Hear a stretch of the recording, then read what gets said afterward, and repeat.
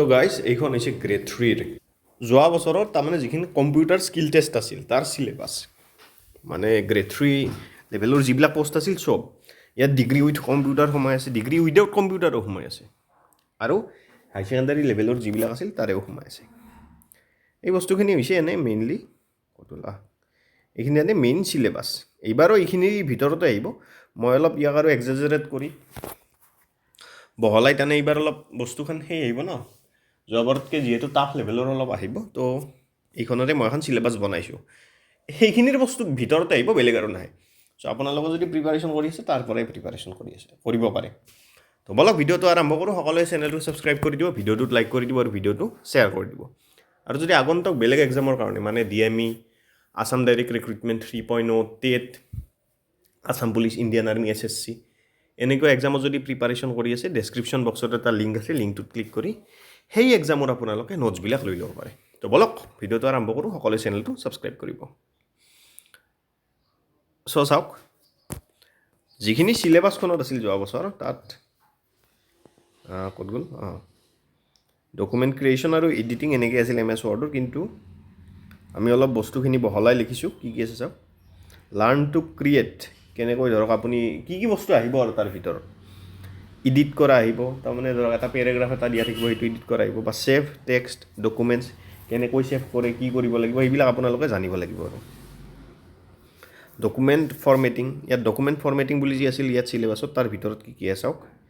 applying styles shapes times new ৰোমানত দি আছে আপোনালোক কেলিব্ৰেট কৰিব দিব পাৰে বা তাহমাত কৰিব দিব পাৰে এনেকুৱা ফন্টছ সেম বস্তু কালাৰ্ছ মানে আপোনাৰ টেক্সটখিনি বেলেগ কালাৰ কৰিব দিব পাৰে ধৰক এইখিনি বস্তুৱে জাষ্ট এই লাইনকেইটা create a learning to create এইখিনি আপোনাক গুলপীয়া কৰিব দিব পাৰে সেনেকুৱা ধৰণৰ আহিছিল আৰু যোৱা বছৰ স্পেচিং ইন ডকুমেণ্টছ ছাপ'জ এই ডকুমেণ্টছটো আপোনালোক কিমান আছে 1.15ত আছে হা মই ধৰি লৈছোঁ এইটো আপোনালোক 1.5ত কৰিব দিব পাৰে এনেকুৱা ধৰণৰ কুৱেশ্যন মানে বস্তুবিলাক আহে আৰু reference working with citation bibliographics footnotes আৰু এণ্ড নোটছ এই বস্তুবিলাক এনেকৈ মই ডাইৰেক্ট সেই কৰি দিব মানে মই তাৰমানে এইবিলাকৰ ডিটেইলছ ভিডিঅ' আনিম বুলি ভাবিছোঁ তথাপিও যদি আপোনালোকে ধৰক বস্তুখিনি জানিব বিচাৰে দেন ইউটিউবত আপোনালোকে মাৰি চাবই পাৰে বস্তুখিনি আহিয়ে যাব লগে লগে how to create and notes এনেকৈ ধৰক ফুট নোটছ এনেকৈ ধৰক মাৰি চালে আপুনি এইবিলাক আহিছিল তেনে যোৱা বছৰ table creation and editing creating formatting and customize table shapes এখন টেবুল এখন দিয়া আছে মানে MS Wordত আপোনালোকক টেবুল এখন বনাব দিব পাৰে এনেইতো এক্সেলতো টেবুল বনাব দিয়ে MS Wordতো দিব পাৰে এনেকৈ ধৰক ইয়াতে চিৰিয়েল নম্বৰ ইয়াত আইটেম এনেকুৱা ধৰক এনেকুৱা টেবুল ক্ৰিয়েট কৰিব দিব পাৰে আৰু সেই বস্তুবিলাক আনি পেলাই creating numbers bullets list and modifying characters so' bullets and numbering shapes আপুনি 5টা বস্তুৰ নাম লিখিছে পেন বুক পেঞ্চিল বাৰু ঠিক আছে 3টাই থাকিল পেঞ্চিল এইকেইটাত 1 2 3 আপোনাক এই বুলেটছ এণ্ড নাম্বাৰিঙৰ দ্বাৰাই দিব আপোনালোকে ডাইৰেক্ট 1 2 3 এনেকৈ লিখি দিলে নহ'ব ইয়াত আপুনি বুলেটছ এণ্ড নাম্বাৰিঙত কেনেকৈ ইয়াত 1 2 and 3 বুলি আনিব পাৰে সেই বস্তুবিলাক ধৰক এনেকুৱা জাষ্ট মই এক্সাম্পল এটা দি দিছোঁ এনেকুৱা ধৰণৰ আহে সকলোৱে চেনেলটো ছাবস্ক্ৰাইব কৰিব আৰু নোটছবিলাক যদি লাগে ডেছক্ৰিপশ্যন লিংকত ক্লিক কৰি দিব পাৰে alignment and printing align text and prepare documents for printing তো চাব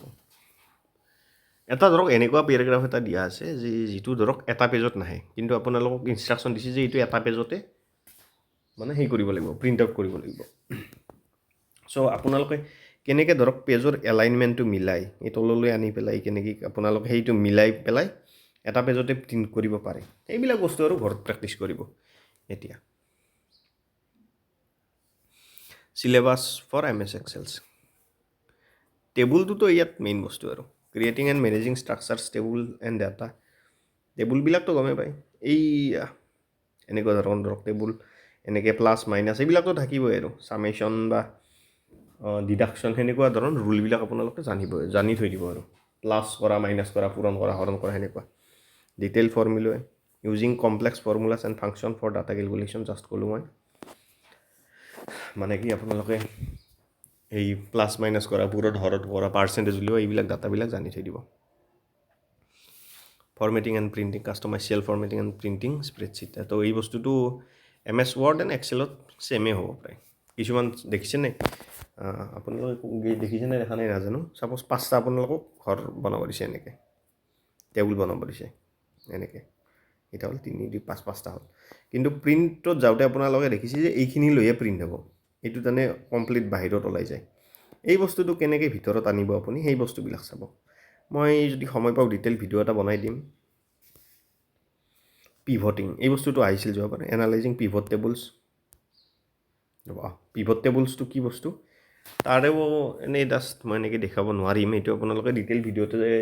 চাব লাগিব এই পিভট টেবুলটো ইম্পৰ্টেণ্ট কিন্তু যদি ধৰক আপোনালোকে বিচাৰে ইউটিউবত বহুত ভিডিঅ' আছে সেইবিলাক চালেও আপোনালোকে গম পাব এই V lookup H lookup and other lookup tools lookup মেথডছটো যোৱাবাৰো আহিব বুলি কৈছিল কিন্তু যোৱাবাৰ এই লুকআপ মেথডটো অহা নাই কিন্তু যোৱাবাৰ এইটো অহা পূৰা চান্স আছিল নাহিল যোৱাবাৰ চ' এইবাৰৰ কাৰণে এইটো বহুত বেছি ইম্পৰ্টেণ্ট যিহেতু যোৱাবাৰ লুকআপ মেথড আহিব বুলি কোৱাৰ পিছতো নাহিল এইবাৰ আহিব কিন্তু chart wizard creating charts and graph for data visualisation shapes 2001 ইমান এটা বস্তু বেচা গৈছিল 2002 ইমান বেচা গৈছিল 2003 ইমান বেচা গৈছিল 2004 ইমান বেচা গৈছিল চ' তাত ধৰক গ্ৰাফ বনাব দিব পাৰে আপোনালোকক পাই ডায়েগ্ৰাম দিব পাৰে মানে বাৰ ডায়েগ্ৰাম দিব পাৰে তেনেকুৱা ধৰণৰ এইবিলাক ইম্পৰ্টেণ্ট সকলোৱে চেনেলটো ছাবস্ক্ৰাইব কৰিব আৰু নোটছখিনি লাগিলে ডেছক্ৰিপশ্যনৰ লিংকত ক্লিক কৰি লৈ ল'ব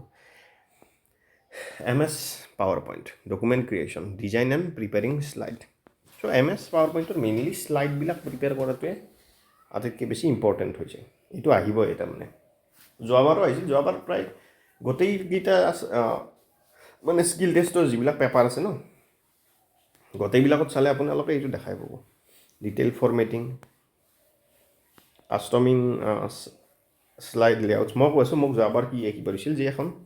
পাৱাৰ পইণ্টত কিবা এখন টেবুল বহাব দিছিল আৰু তাৰ ৰাইট চাইডে এটা ৰেড কালাৰৰ এটা গ'ল এটা দিব দিছিল ৰেড কালাৰৰ মানে কি এটা এনেকৈ এটা চাৰ্কুল এটা দিব দিছিল এই ডকুমেণ্টছখন বাৰু ইয়াতে আছে আৰু ৰেড কালাৰৰ চাৰ্কুল এটা তাত দিব দিছিল এনেকুৱা ধৰণৰ আহিছিল মোৰ ভালকৈ মনত নাই কুৱেশ্যনটো কি আছিল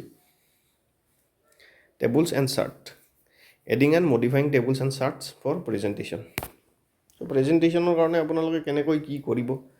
বস্তুখন ধৰক ইনষ্ট্ৰাকশ্যন থাকিব ন যে কেনেকৈ বস্তুখন প্ৰেজেণ্ট কৰিব